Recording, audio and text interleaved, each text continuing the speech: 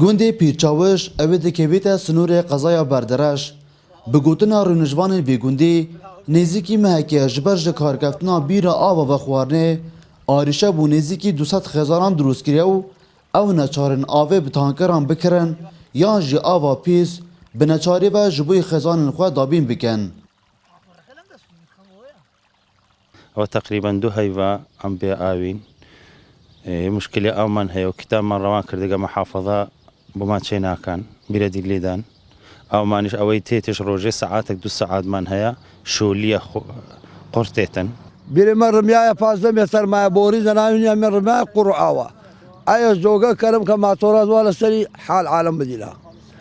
لجيت حكومتي هرين بارينيا بيلك بو بيساوش لي دوصد مال بيعاوة ساوى حكومت بارينيا بيلك بو مالي جهاز يان هيا صار برميل غازوائل دروجا 3 مليون يان ناشت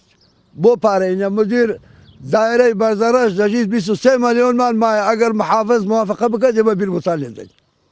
محافظ زي مالي نازل هيفكا بالرفيايا وما قلت يا مدير قلت ما كتاب كريو اجى حتى كتاب تا موافقة بكن زين موافقة داكريت ناكريت اخو قلت من باريس يصرف كريه مدير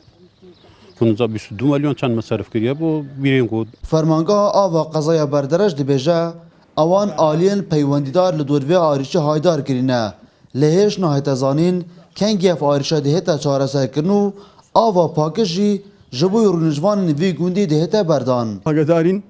ئەو بیرە ئاوی زۆر کەم کردووە و ئێمەش وەکو ئەرکی سەرشانمان هەلستان بە سەردان و دروستکردنی کەشف بۆ ئەو بیرە و هەناردوومانە و ئاگاداری قایمەقامی قەزای بەدەڕشمان کردووە و هەروها ئاگاداری بەرەوەراتی ئاوی دەوریبەری دووهۆکمان کردووە و بە هەلستان بە عیلاج بۆ ئەو بیرە بە لێدانی بیرێکی تر لە جیاتی ئەو بیرە چونکە ئێستا وەرزی هاوینە و عالم زۆر پێویستی بە ئاوە. Ji ber vexwarina avapêz bi gotina welatiyên vê gundê metirsî bû ser jiyana wan drûst kiriye û nêzîkî mehekê ew di rewşeka xirab da jiyanê diborînin û dibêjin me seredana hemî aliyên peywendîdar kirine li hêj çareseriyek ji bo arîşa wan nehatiye dîtin. Dilbirên Gazî, Kursat News, gundê Pîrçawiş lê qezaya berdereş.